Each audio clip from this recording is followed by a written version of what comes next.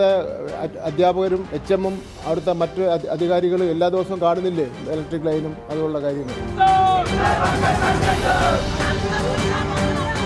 അവിടെ ഇങ്ങനെ ഒരു ബിൽഡിംഗ് കെട്ടാനേ പാടില്ല.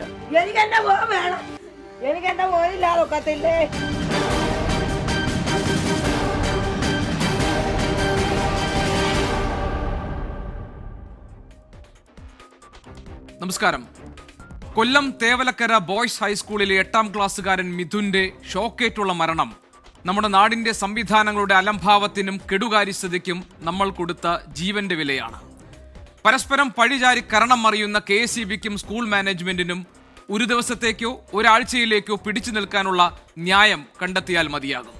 കാരണം പ്രതിഷേധങ്ങളും റിപ്പോർട്ട് തേടലും ഒക്കെ കഴിഞ്ഞാൽ വീണ്ടും നമ്മുടെ സിസ്റ്റം പഴയ പോലെ കംഫോർട്ട് സോണിലേക്ക് ചുരുളും. പക്ഷേ തേവലക്കരയിലെ ആ കുടുംബത്തിന് നഷ്ടമായത് അവരുടെ ആശയും പ്രതീക്ഷയുമാണ്. അതും പഠിക്കാൻ വിട്ട വിദ്യാലയത്തിൽ വെച്ച് അധികൃതരുടെ അനാസ്ഥ കൊണ്ടും ഉത്തരവാദിത്തമില്ലായ്മ കൊണ്ടും. ഇതിലെങ്കിലും കുറ്റക്കാരെ കണ്ടെത്തണം. സിസ്റ്റത്തിന്റെ തകരാറാണെങ്കിൽ തിരുത്തണം. കാരണം അലമുറയിടുന്ന നിലവിളികളും തോരാത്ത കണ്ണുനീരും ഇനിയും കാണാൻ വയ്യ. എൻകൗണ്ടർ തുടങ്ങുന്നു. പ്രേക്ഷകർക്ക് സ്വാഗതം. അവിടെ നാട്ടുകാരുടെ പ്രതിഷേധം നടക്കുന്നുണ്ട്. അതോടൊപ്പം തന്നെ ഇതുവരെ അപകട ഭീഷണി ഉയർത്തിയിരുന്ന ആ ലൈൻ ഇപ്പോൾ മാറ്റുകയാണ്. KSEBയ്ക്ക് ഇത് നേരത്തെ ചെയ്യാമായിരുന്നു. അങ്ങനെയാണെങ്കിൽ മിഥുൻ മരിക്കില്ലായിരുന്നു. മിഥുന്റെ ബന്ധു ശ്രീ രാജപ്പൻ ഉണ്ട് നമ്മളോടൊപ്പം ഇന്ന് ചർച്ചയിൽ പങ്കെടുക്കാൻ. ഒപ്പം തന്നെ ശ്രീ കോവൂർ കുഞ്ഞുമോൻ MLA, ജില്ലാ panchayat president Shri PK Gopan, block panchayat member Shri Thundil Noushad, ഒപ്പം തന്നെ KSEB ഓഫീസേഴ്സ് അസോസിയേഷന്റെ സംസ്ഥാന സെക്രട്ടറി ശ്രീ സനൽകുമാർ എന്നിവർ ഇന്ന് ചർച്ചയിൽ ഭാഗമാകുന്നു. രാജപ്പൻ, നമുക്ക് പറയാൻ വാക്കുകളില്ല, ആശ്വസിപ്പിക്കാൻ കഴിയില്ല. മിഥുന്റെ ഈ അപകടത്തിന് വഴിവെച്ചത് എന്താണ്? താങ്കൾക്ക് എന്തൊക്കെ കാര്യങ്ങൾ മനസ്സിലായിട്ടുണ്ട് രാജപ്പൻ?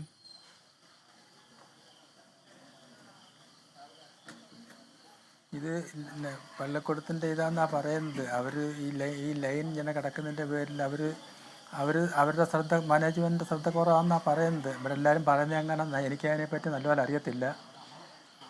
ഞാൻ പോയി കണ്ടില്ല, പോയി കണ്ടവരും പറയുന്നുണ്ട് ലൈനിൻ്റെ കുഴപ്പം മാനേജ്മെൻറ്റിൻ്റെ കുഴപ്പമാണെന്ന്. ഈ മിഥുൻ മറ്റൊരു കുട്ടിയുടെ ചെരുപ്പ് അവിടെ ഈ പോയപ്പോൾ അത് എടുക്കാൻ വേണ്ടി ഇറങ്ങിയതാണ്. എനിക്കൊന്നു കൂട്ടുകാരൊക്കെ മിഥുനോട് അവിടേക്ക് ഇറങ്ങണ്ട എന്ന് പറഞ്ഞിരുന്നു അല്ലേ?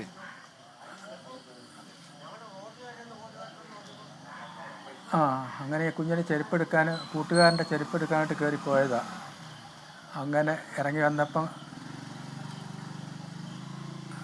ഇറങ്ങി വന്ന് കാല് തെറ്റിയപ്പം കയറി പിടിച്ചെന്നാണ് പറയുന്നത്. അവിടെ ചെന്ന് അന്വേഷിച്ചൊരു കടകളിൽ പറഞ്ഞു ഞാനെന്നാ പറയുന്നത്. ഈ ഷെഡിന്റെ മുകളിലുള്ള ഒരു ആസ്ബസ്റ്റോസ് ഷീറ്റാണ് തോന്നുന്നു ഇട്ടിരിക്കുന്നത്. അതിന്റെ മുകളിലേക്കാണല്ലോ മിഥുൻ ഇറങ്ങിയത്. അപ്പോൾ അവിടെ അങ്ങോട്ടേക്ക് കടക്കുന്ന ഭാഗത്ത് പ്രത്യേകിച്ച് മറയൊന്നും ഇല്ലായിരുന്നു അല്ലേ? ഏതൊരു ബെഞ്ച് മാത്രമേ അവിടെ ഇട്ടിരുന്നുള്ളൂ തോന്നുന്നു.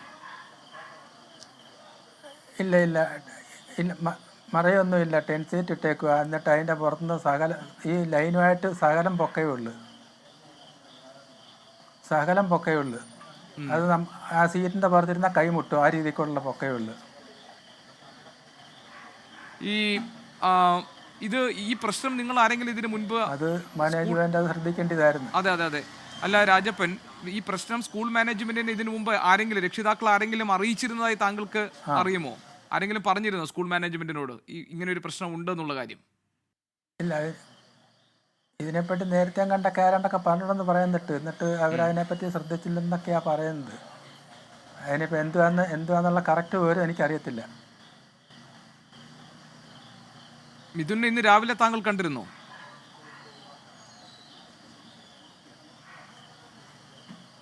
ഇല്ല, ഞാൻ അങ്ങോട്ട് പോയിട്ടില്ല. ഞാൻ ആ കുഞ്ഞിൻ്റെ കൂടെ ആശുപത്രിയിലായിരുന്നു. കുഞ്ഞിൻ്റെ അടുത്ത്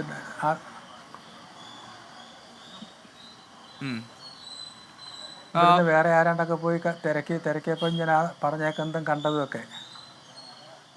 മിഥുന്റെ മാതാപിതാക്കൾ അവരെ കുടുംബത്തെ പറ്റി എന്തൊക്കെ അറിയാം? ഇപ്പോൾ അമ്മ മറ്റന്നാളാണ് തിരിച്ചെത്തുക അല്ലേ, തിരുവനന്തപുരത്ത് എത്തുന്നത്? വരുന്ന കാര്യത്തെപ്പറ്റി ഒന്നും പറഞ്ഞിട്ടില്ല. വിവരങ്ങൾ അറിഞ്ഞിട്ടുണ്ട്, എന്ന് വരുമെന്ന് അറിയത്തില്ല. തന്തയ്ക്ക് ഈ അച്ഛനെന്ന് പറഞ്ഞ ആളാണെങ്കിൽ സുഖമില്ലാത്തൊരു പാർട്ടി, അയാൾക്ക് ഈ മൂലക്കുരുൻ്റെ അസുഖമൊക്കെ ഉള്ളതാണ്. അങ്ങനെ ഞങ്ങൾക്ക് സുഖമില്ലാത്തൊരു കക്ഷിയും കൂടെ ആയത്. ഈ കുഞ്ഞുങ്ങളെ നോക്കാൻ വേണ്ടി ഈ തള്ള ഇങ്ങനെ പോയത്. ആ നാട്ടിൽ തൊഴിലുറപ്പിനും ആരെങ്കിലുമൊക്കെ വീട്ടുകളിൽ പാത്രം കഴുകി കൊടുക്കാനും പോച്ച എത്താനും ഒക്കെ പോയി അങ്ങനെയൊക്കെയാണ് ഈ കുഞ്ഞുങ്ങളെ നോക്കിയും കാണുകയൊക്കെ ചെയ്യുന്നത്. ആ ഇതെല്ലാം വെച്ചും കൊണ്ടാണ് നമ്മളെ പഞ്ചായത്ത് പഠിച്ച അവൻ്റെ എല്ലാത്തിനും ഒരു അപേക്ഷ കൊടുത്ത് കിടക്കാനൊരു കിടക്കാടം വേണം. അതിനുള്ള ഇതിനു വേണ്ടിയാണ് എൻ്റെ കുഞ്ഞ് പോയത്. ആ അല്ലാതെ നമുക്ക് ഈ പടിഞ്ഞാറേക്കുള്ള പഞ്ചായത്തിന് ഒരു സഹായവും കിട്ടുന്നിട്ടില്ല.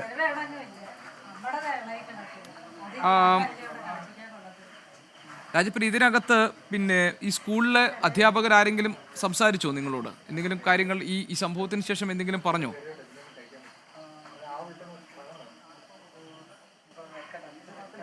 അതിനെപ്പറ്റിയൊന്നും അറിയത്തില്ല. അതിനെപ്പറ്റി ഞങ്ങൾ ഇതിന് കൊണ്ട് ഞങ്ങൾക്ക് എങ്ങോട്ടും പാനോ എടുക്കാനോ ഒന്നിനും സമയം ഞങ്ങൾ ഇപ്പം എല്ലാവരും വീട്ടിൽ തന്നെ കിടക്കുക. ആ മിഥുന് ഒരു സഹോദരനുണ്ടെന്ന് തോന്നുന്നു അല്ലേ? അനുജനുണ്ടല്ലേ? ഇവിടെ കുറേ സാറന്മാർ വന്നിട്ട് പോയിട്ടുണ്ട്. അത് മാത്രം കണ്ടല്ല, അതിനെപ്പറ്റി യാതൊരു വിവരങ്ങളും അറിയത്തില്ല. ശരി. ഈ കേട്ടത് ഇതിനു മുമ്പ് തന്നെ നാട്ടുകാർ പലരും ഈ കാര്യം പറഞ്ഞതാണ്. ഇത് വളരെ പഴക്കം ചെന്ന സ്കൂളാണല്ലോ അല്ലേ? വലിയ ഒരുപാട് കാലം പഴക്കമുള്ള സ്കൂളാണ്. അപ്പോൾ ഈ രാജപ്പന് തോന്നുന്നത് ഇത് ഒരുപാട് പഴക്കമുള്ള സ്കൂളാണ്. ഈ കുട്ടികളുടെ പ്രശ്നങ്ങളൊക്കെ ഉണ്ടെങ്കിൽ അത് അവിടുത്തെ അധ്യാപകരൊക്കെ കാര്യമായി ശ്രദ്ധിക്കുന്ന രീതി ഉണ്ടോ അവിടെ?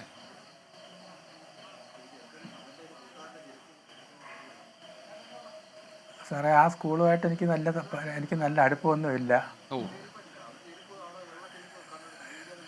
എനിക്ക് അതിനെപ്പറ്റി കൂടുതലായിട്ട് അതിൻ്റെ വിവരങ്ങളൊന്നും അറിയത്തില്ല. മിഥുന്റെ വീട്ടുകാർ അവരുടെ ബന്ധുക്കളൊക്കെ അടുത്ത് തന്നെയാണോ ഉള്ളത്? ഈ കേബിളിൻ്റെ ആയാലും ഈ 10 സീറ്റിൻ്റെ ആയാലും കിടക്കുന്നതിൻ്റെ പേരിൽ ഒരുപാട് പാളിച്ച ആ സ്കൂളിൽ നിന്ന് ഉണ്ടെന്നുള്ളത്. എന്താണ് രാജപ്പൻ, ഒന്നുകൂടി പറയൂ. അത് മാനേജ്മെന്റ് ശ്രദ്ധിക്കാത്തതിന്റെ കുഴപ്പങ്ങളാണ് കൂടുതൽ സംഭവിച്ചേക്കുന്നത്.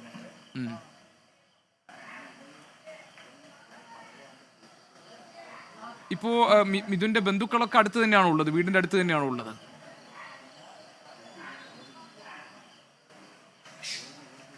എല്ലാവരും ഇവിടെ ഉണ്ട്. ഇപ്പോൾ ഉണ്ടെന്ന് പറയുന്നത് അതിൻ്റെ അമ്മമ്മ തള്ളയും അച്ഛനും ആ ഒരു മോനും അപ്പൂപ്പൻ തന്തയും വല്യമ്മ തള്ളയും ഞങ്ങളുടെ മക്കളും എല്ലാവരും ഉണ്ട് അടുത്ത്. വല്യപ്പനെന്ന് പറഞ്ഞ ആളുടെ മക്കളും എല്ലാം കൊച്ചുമക്കളും എല്ലാം ഉണ്ട്. രാജപ്പൻ എന്നാണ് മിഥുനെ കണ്ടത് അവസാനമായി?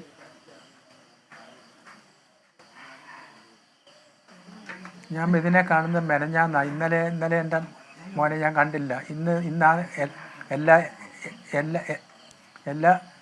എല്ലാ മാസവും 1-ാം തീയതി പറക്കുന്ന സമയത്ത് എൻ്റെ വീട്ടിൽ രാവിലെ വന്ന് 1-ാം തീയതി ഇരിക്കുന്ന എൻ്റെ മോനാ.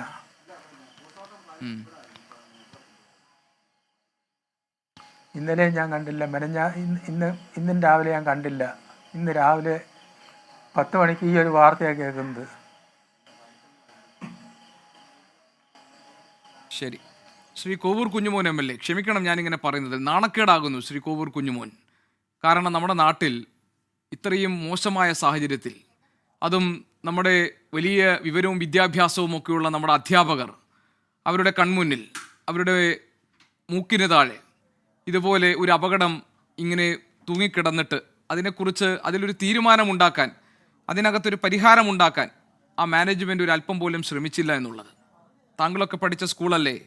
100 വർഷത്തിൻ്റെ പാരമ്പര്യമുള്ള സ്കൂളാണ്. അവിടെ അത് ഈ നിലയിലൊരു അപകടം അവിടെ ഉണ്ടായി എന്നത് യഥാർത്ഥത്തിൽ നമ്മുടെ നാടിനൊരു നാണക്കേടാണ്. ശ്രീ കോവൂർ കുഞ്ഞുമോൻ,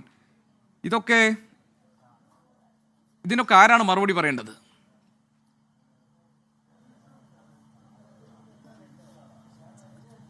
ഞാൻ പറഞ്ഞോട്ടോ? പറയൂ താങ്കൾ. ഹലോ, കേൾക്കാമല്ലോ? കേൾക്കാം. ഈ സ്കൂള് തുടങ്ങിയത് 1917-ലാണ്. 100 വർഷത്തിലധികം പഴക്കമുള്ള വളരെ പ്രധാനപ്പെട്ട ഒരു കലാലയമാണ്. മാനേജ്മെന്റ് നേതൃത്വം കൊടുക്കുന്ന സ്കൂളാണിത്. ഇപ്പം തന്നെ അവിടുത്തെ നല്ല റിസൾട്ടായിരുന്നു വന്നിരുന്നത്. വീഴ്ച എവിടെയാണ് വന്നതെന്ന് 2 ഏജൻസികളെയാണ് തീരുമാനിച്ചിരിക്കുന്നത് അന്വേഷണത്തിന്.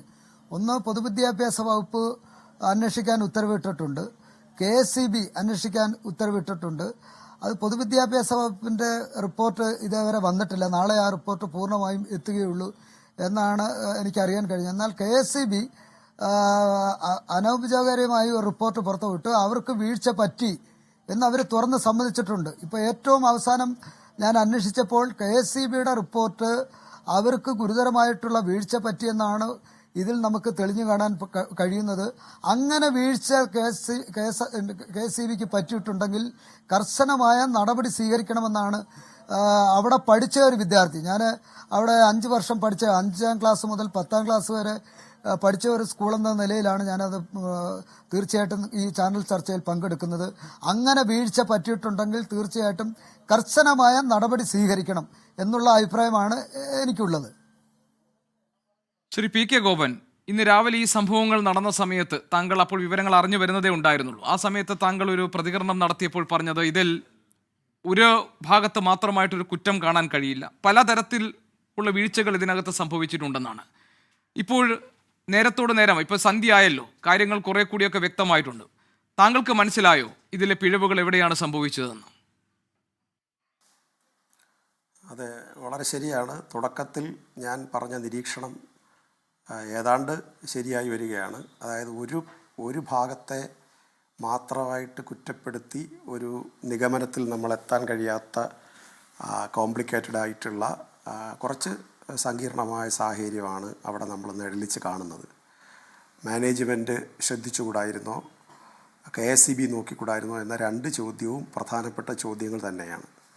നമുക്കാർക്കും യഥാർത്ഥത്തിൽ നല്ല വാശിയോടുകൂടിയോ അല്ലെങ്കിൽ അതിനപ്പുറത്ത് നിന്നുകൊണ്ടോ സംസാരിക്കാൻ പറ്റാത്ത ഒരു മാനസികാവസ്ഥയിലാണ് നിൽക്കുന്നത് എന്നുള്ളതാണ് സത്യം.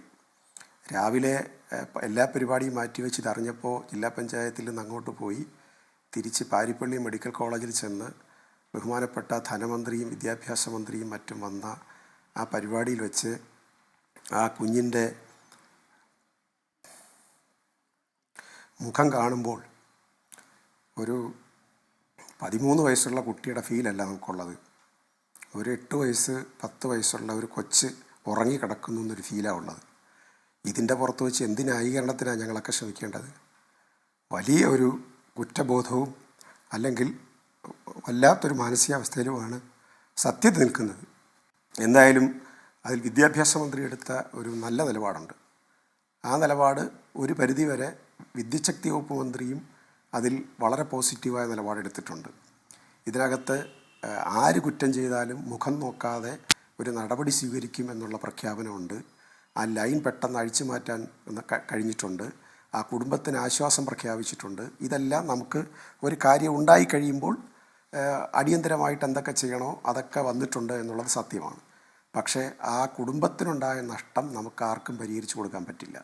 അതുകൊണ്ട് ഞാൻ രാവിലെ അവിടെ ചെന്നിട്ട് പറഞ്ഞത് ഏതെങ്കിലും ഒരു പ്രത്യേക വിഭാഗത്തെ ഇതിൽ നമ്മൾ കുറ്റപ്പെടുത്തുന്നില്ല. സ്വാഭാവികമായിട്ടും ആർക്കൊക്കെയാണ് ഇതിൽ പെശക് പറ്റിയത്, കാരണം ഇലക്ട്രിസിറ്റിയോട് ആവശ്യപ്പെട്ടിട്ടുണ്ടോ, ഇലക്ട്രിസിറ്റി ഇത് പരിശോധിച്ചിട്ടുണ്ടോ? ഇപ്പോൾ വിദ്യാഭ്യാസ മന്ത്രി തന്നെ ചൂണ്ടിക്കാണിച്ചതും ഞാൻ ജില്ലാ പഞ്ചായത്തിൽ സർക്കാർ സ്കൂളിലെ 169 പ്രിൻസിപ്പൽമാരെയും ഞങ്ങളുടെ നിയന്ത്രണത്തിൽ അത്രയാണ് ഉള്ളത്. HMമാരുടെ മീറ്റിംഗ് ജില്ലാ പഞ്ചായത്തിൽ വിളിച്ചുകൂട്ടി ബഹുമാനപ്പെട്ട വിദ്യാഭ്യാസ മന്ത്രിയും വകുപ്പും പുറത്തിറക്കിയ ആ ഉത്തരവുകൾ ഓരോന്നെടുത്ത് ഞാൻ സ്പെസിഫൈ ചെയ്ത് വിശദീകരിച്ച് കൊടുക്കുകയും നമ്മുടെ സ്കൂളുകളെല്ലാം ഇത് പാലിക്കണമെന്നും വളരെ സുരക്ഷാപരമായ കാര്യങ്ങളും വൃത്തിപരമായ കാര്യങ്ങളും അതിൽ ശ്രദ്ധിക്കണമെന്നും എല്ലാം ഇവിടെ വിശദീകരിച്ചതാണ്. അതുകൊണ്ട് നല്ലൊരു ഇമ്പാക്റ്റ് സർക്കാർ സ്കൂളുകളിൽ അതിൻ്റെ ഭാഗമായിട്ടുണ്ടായിട്ടുണ്ട്. ഇത് പൊതുവിദ്യാലയത്തിൻ്റെ ഭാഗമാണ്. ഇത് പ്രദേശത്തെ ജനങ്ങൾ തിരഞ്ഞെടുത്ത ഒരു കമ്മിറ്റിയാണ് ഇതിൻ്റെ ഭരണ ചുമതല വഹിക്കുന്നത്. അവിടെ നേരത്തെ ബഹുമാനപ്പെട്ട MLA ചൂണ്ടിക്കാണിച്ചതുപോലെ കൃത്യമായി പറഞ്ഞാൽ നമ്മുടെ മലയാള ഭാഷാ പണ്ഡിതനായ ശൂർനാട്ട് കുഞ്ഞമ്പിള്ള സാർ 15 കിലോമീറ്റർ നടന്നു വന്ന് പഠിച്ചൊരു സ്ഥാപനമാണ്. വളരെ പ്രഗത്ഭരായ ഒരുപാട് പേർ പഠിച്ചിട്ടുണ്ട്. സ്കൂളിൻ്റെ ഹിസ്റ്ററിയിൽ ഇന്നുവരെ ഒരു ആക്സിഡൻറ്റ് ഈ രൂപത്തിൽ അവിടെ ഉണ്ടായിട്ടില്ല.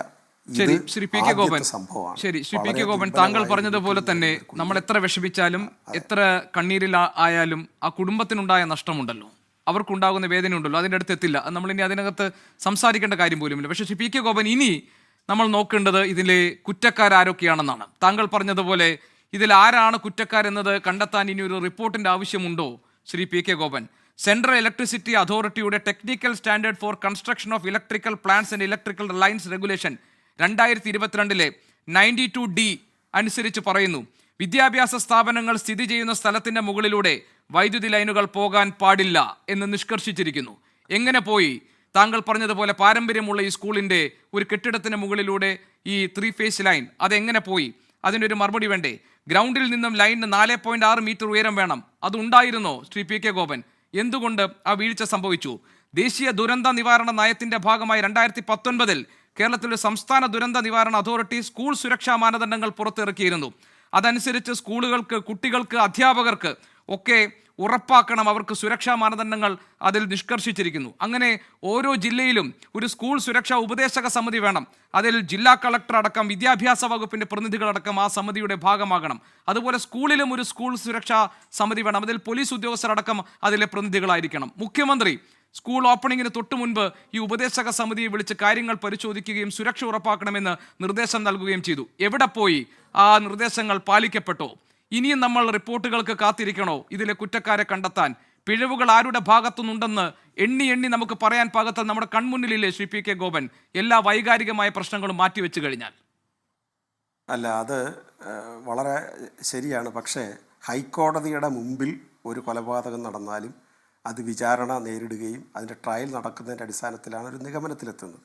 അതുപോലെ നമ്മൾ ഇനി എന്തിനാണ് റിപ്പോർട്ട് എന്ന് ചോദിക്കുന്നതല്ല, അതിനൊരു പ്രൊസീജിയറുണ്ട്. ഏത് അപകടം നടന്നാലും ഏത് സംഭവം നടന്നാലും ഒരു പ്രൊസീജിയറുണ്ട്. ആ പ്രൊസീജിയർ അനുസരിച്ച് ഇലക്ട്രിസിറ്റി വിങ്ങിൽപ്പെട്ട 2 പേര്, അതുപോലെ വിദ്യാഭ്യാസ ഡിപ്പാർട്ട്മെൻറ്റ്, മറ്റ് വകുപ്പുകൾ അതിലെന്തൊക്കെ എൻക്വയറി നടത്തി കൃത്യമായിട്ട് റിപ്പോർട്ടുണ്ടായില്ലെങ്കിൽ നാളെ ഇതൊരു നിയമത്തിൻ്റെ മുമ്പിൽ വരുമ്പോൾ നമുക്ക് പിടിച്ചു നിൽക്കാൻ കഴിയത്തില്ല. അതുകൊണ്ട് അതൊരു സർക്കാർ പ്രൊസീജിയറാണ്, ഒരു ഭരണഘടനാപരമായ ഉത്തരവാദിത്വത്തിൻ്റെ ഭാഗമാണ്, അല്ലെങ്കിൽ നിയമപരമായ പ്രൊസീജിയർ പൂർത്തിയാക്കുന്നതിൻ്റെ ഭാഗമാണ്. അത് സ്വാഭാവികമായിട്ട് നടക്കണം. ആ റിപ്പോർട്ടിൻ്റെ അടിസ്ഥാനത്തിൽ മാത്രമേ നമുക്കൊരു ഇതിനിടയിൽ ഞാനൊരു കാര്യം പറയട്ടെ. ഇപ്പോൾ താങ്കൾ പറഞ്ഞതുപോലെ ഇപ്പോൾ ഇവിടെ ശ്രീ കോവൂർ കുഞ്ഞുമോൻ MLA ഉണ്ട്. അദ്ദേഹം പഠിച്ച സ്കൂളാണ്. അതുപോലെ അവിടെ അനേകം വിദ്യാർത്ഥികൾ അവിടെ പഠനം കഴിഞ്ഞിറങ്ങി ഇന്ന് ജീവിതത്തിന്റെ നാനാ തുറകളിലുണ്ട്. ഈ സംഭവം ഉണ്ടായപ്പോൾ മനോവേദനയോടുകൂടി പലരും പല കാര്യങ്ങൾ അവർക്കറിയാവുന്ന കാര്യങ്ങൾ പറഞ്ഞു. അക്കൂട്ടത്തിൽ 1996 അവിടെ വിദ്യാർത്ഥിയായിരുന്ന ഒരാൾ ഞങ്ങളോട് പറഞ്ഞത് അന്നും ഇതുപോലെ മരണഭീതി ഉണർത്തുന്ന തലത്തിൽ ഈ ലൈൻ കമ്പി അവിടെ താണു കിടന്നിരുന്നതാണ്. അങ്ങനെയാണെങ്കിൽ 30 വർഷത്തിലധികമായി. അതിനു മുൻപ് ഏതാണ്ട് 40 വർഷമായി ഈ ലൈൻ ഇതുപോലെ പോയിക്കൊണ്ടിരിക്കുകയാണ്. അധികൃതർ കണ്ടില്ലേ? നാട്ടുകാർ കണ്ടില്ലേ? സ്കൂളിലെ മാനേജ്മെന്റ് ഇന്ന് വിദ്യാഭ്യാസ മന്ത്രി ചോദിച്ചതുപോലെ പ്രധാന അധ്യാപികയും അധ്യാപകരൊക്കെ എന്ത് നോക്കിയിരിക്കുകയായിരുന്നു എന്ന ചോദ്യമില്ലേ?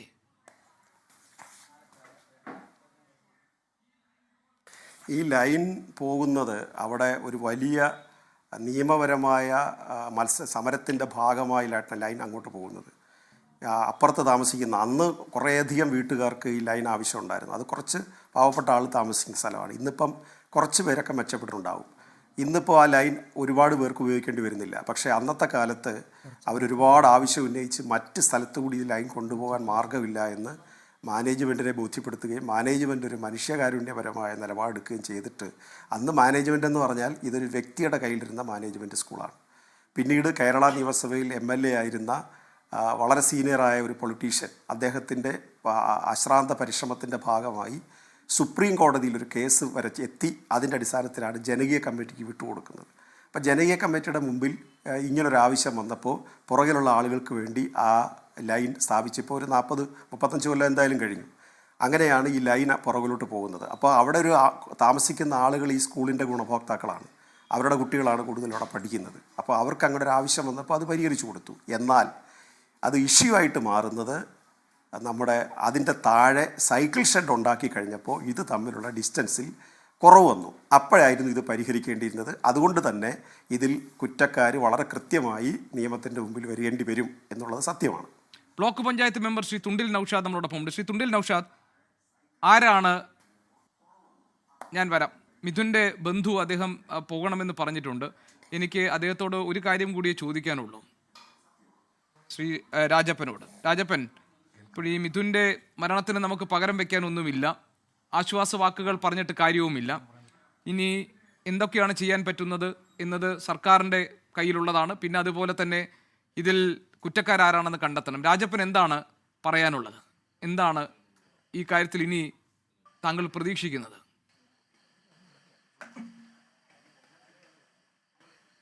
നമുക്ക് പ്രത്യേകിച്ച് പറയാനായിട്ട് ഒന്നും പറ്റത്തില്ല. കാരണം എനിക്ക് സുഖമില്ലാത്തതിന് അതിനുള്ള ഇറങ്ങിത്തിരിക്കാനുള്ള ആളുശേഷി അല്ലെങ്കിൽ അങ്ങനെയുള്ള കാര്യങ്ങളോ ഒന്നും നമുക്കില്ല.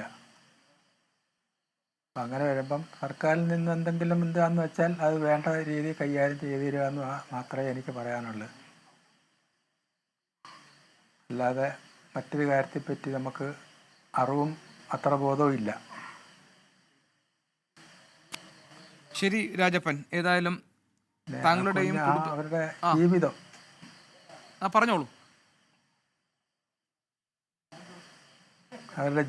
അവരുടെ ആ ജീവിതം എങ്ങനെങ്കിലും ഒന്ന് കരകയറ്റണം. പോയി എൻ്റെ മോൻ എല്ലാത്തിനും അവനെയായിരുന്നു പ്രതീക്ഷ. അത് അവർക്ക് നഷ്ടപ്പെട്ടു. എല്ലാ കാര്യത്തിനും നാട്ടുകാർക്കായാലും വീട്ടുകാർക്കായാലും അത്രയ്ക്ക് ഇഷ്ടപ്പെട്ട ഒരു കുഞ്ഞായിരുന്നു. പഠിത്തത്തിലായാലും എത്തിനും അങ്ങനെ ആക്കിയതാ. നെൽപ്പരക്കുന്ന സ്കൂളിൽ ചേർക്കാമെന്ന് പറഞ്ഞപ്പോൾ നമ്മുടെ പഞ്ചായത്ത് മെമ്പറും സാബു സാറെന്ന് പറഞ്ഞ ആളും കൂടിയാണ് അവിടെ കൊണ്ടുവന്നാക്കിയതും ചേർത്തത്. അല്ലാതെ ഇപ്പോൾ നമുക്കിനിയൊന്നും പറയാനായിട്ട് പ്രത്യേകിച്ചൊന്നും നാവിൽ വരുന്നില്ല, പറയാൻ തോന്നുന്നില്ല. നമുക്ക് പാനുള്ളത് പോയി. ആ തന്റെയും തള്ളയും, ആ തള്ളയുടെ കാര്യമാണ്. തൻ്റെ സുഖമില്ലാത്തവന് ആ തള്ളയുടെ ജീവിതമാണ് കഷ്ടത്തിലാവുന്നത്. ഇപ്പം തന്നെ അറിഞ്ഞപ്പോൾ തന്നെ ആ തള്ള എന്തും വേണ്ടി അവിടെ കിടന്ന് വിഷമിക്കുമെന്ന്, ജീവനോടെ വരുമോയെന്ന് തന്നെ എനിക്ക് മനസ്സിനകത്ത് അങ്കലാപ്പ. ആ രീതിയിലാണ് ആ തള്ളയുടെ ജീവിതം. ഇത്രയും എനിക്ക് പറയാനുള്ളൂ.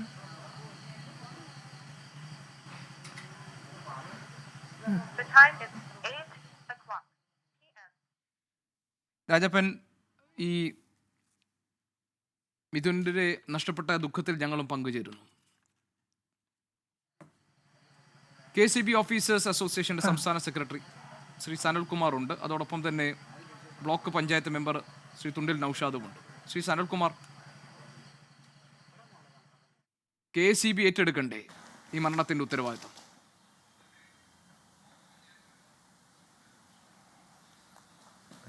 ഇന്ന് നടന്ന സംഭവം വളരെ നിർഭാഗ്യകരമാണ്.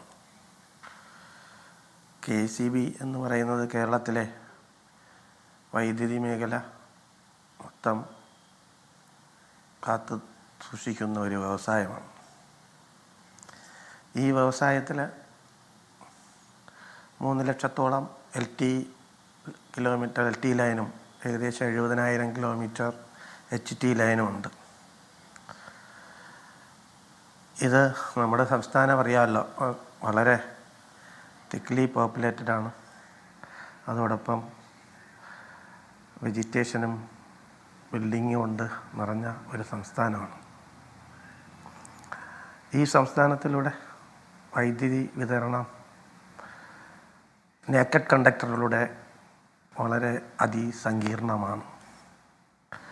മിഥുൻ മോൻ്റെ മരണം വളരെ വിഷമം തരുന്നതാണ്. നമ്മുടെ വ്യവസായത്തിൽ നിരന്തരം ഏത് സേഫ്റ്റി പാലിച്ചാലും ചെറിയ പാളിച്ചകൾ കൊണ്ട് നമ്മുടെ തൊഴിലാളികളും അതോടൊപ്പം പൊതുജനങ്ങളുടെയും ജീവൻ അപകടത്തിലാകുന്നുണ്ട്.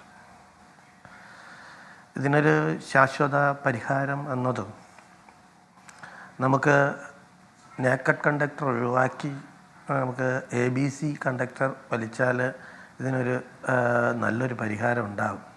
ശ്രീ സനൽകുമാർ, ഞാൻ ഇടപെടുന്നതിൽ താങ്കൾ ക്ഷമിക്കണം. താങ്കൾക്ക് ഓർമ്മയുണ്ടോ പുതുപ്പാടിയിൽ വാഴകൃഷി നശിപ്പിച്ച ഒരു സംഭവം?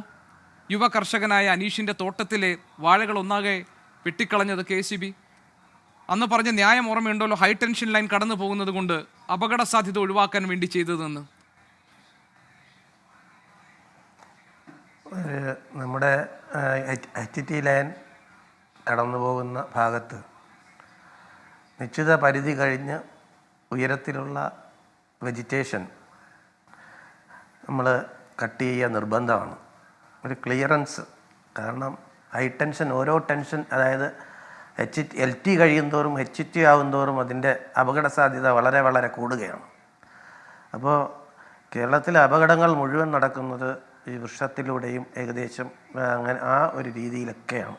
വൃക്ഷം ഒടിഞ്ഞു വീണും ആ രീതിയിലാണ്. കാരണം അത്രത്തോളം വൃക്ഷലതാദികൾ കൊണ്ടും അതോടൊപ്പം തന്നെ കെട്ടിടങ്ങളുടെ ഒരു ക്ലിയറൻസ് കുറവുകൊണ്ടും ഒക്കെ തന്നെയാണ് അപകടം. ശരി Sanalkumar, 2022 measures to safety and electrical supply regulation 62 പ്രകാരം ലൈനിനടിയിൽ കെട്ടിടങ്ങൾ നിർമ്മിക്കാൻ പാടില്ല. അങ്ങനെ ഉണ്ടെങ്കിൽ അത് ഇലക്ട്രിക്കൽ ഇൻസ്പെക്ടറുടെ മുൻകൂർ അനുമതിയോടുകൂടി മാത്രം. ഇവിടെ ഒരു ഷെഡ് നിർമ്മിച്ചിട്ടുണ്ട്, അനുമതി വാങ്ങിയിരുന്നോ എന്ന് എനിക്കറിയില്ല. സെൻട്രൽ ഇലക്ട്രിസിറ്റി അതോറിറ്റിയുടെ ടെക്നിക്കൽ സ്റ്റാൻഡേർഡ് ഫോർ കൺസ്ട്രക്ഷൻ അനുസരിച്ച് വിദ്യാഭ്യാസ സ്ഥാപനങ്ങൾ സ്ഥിതി ചെയ്യുന്ന സ്ഥലത്തിന് മുകളിലൂടെ വൈദ്യുതി ലൈനുകൾ പോകാൻ പാടില്ല. KCBക്ക് അറിയേണ്ട നിയമമാണല്ലോ അത്. നിങ്ങളത് നടപ്പാക്കിയോ? ആ സെക്ഷനിലെ എയുമായി ബന്ധപ്പെട്ടിരുന്നു. ആ സെക്ഷനിലെ എയുമായിട്ട് ബന്ധപ്പെട്ടപ്പോൾ അദ്ദേഹം സ്കൂളിൽ അധികൃതമായി ബന്ധപ്പെട്ട് ഇത് മാറ്റാനുള്ള നടപടിക്രമങ്ങൾക്ക് തുടക്കം കുറിച്ചിരുന്നതാണ്. നിർഭാഗ്യവശാൽ അത് നേക്കഡ് കണ്ടക്ടർ മാറ്റി ABC ഏരിയൽ ബെഞ്ച്ഡ് കണ്ടക്ടറാക്കാനുള്ള നടപടിക്രമങ്ങൾ ആരംഭിച്ചതാണ്. പക്ഷേ നിർഭാഗ്യവശാൽ ഇങ്ങനൊരു സംഭവം മിഥുൻ മോനുണ്ടായി. എന്തായാലും ഇത് ആരാണ് കുറ്റക്കാരെന്ന് അന്വേഷണത്തിലൂടെ മാത്രമേ നടത്താൻ പറ്റൂ. പ്രത്യക്ഷത്തിൽ ആരാണ് കുറ്റക്കാരെന്ന് നമുക്ക് KCBക്കോ സ്കൂൾ പ്രത്യക്ഷത്തിൽ KCBയുടെ ഭാഗത്തുനിന്ന് പിഴവുണ്ടെന്ന് കണ്ടെത്താൻ ഇനി നമുക്ക് ഒരു റിപ്പോർട്ടിൻ്റെയും അന്വേഷണത്തിൻ്റെയും ആവശ്യമുണ്ടോ? അത് തിരുത്താനുള്ള നടപടിക്രമങ്ങൾ ആരംഭിച്ചു എന്നാണ് ആ ഓഫീസിൽ നിന്നും അറിയാൻ കഴിഞ്ഞത്. അതിൻ്റെ നിജസ്ഥിതി ശ്രീ സനൽകുമാർ, 40 വർഷമായി ആ ലൈൻ അവിടെയുണ്ട്. 30 വർഷത്തിലേറെ ആ ലൈൻ അവിടെ ഉണ്ടെന്ന് സാക്ഷ്യപ്പെടുത്തുന്ന ഒരു പൂർവ്വ വിദ്യാർത്ഥിയുണ്ട്. പിന്നെ 22 നിയമം, അതിനുശേഷമുള്ള ഇക്കാലം അത്രയും അത് അവിടെ തന്നെ ഉണ്ടായിരുന്നു. ഒരു നടപടിയും KCB എടുത്തിട്ടില്ല.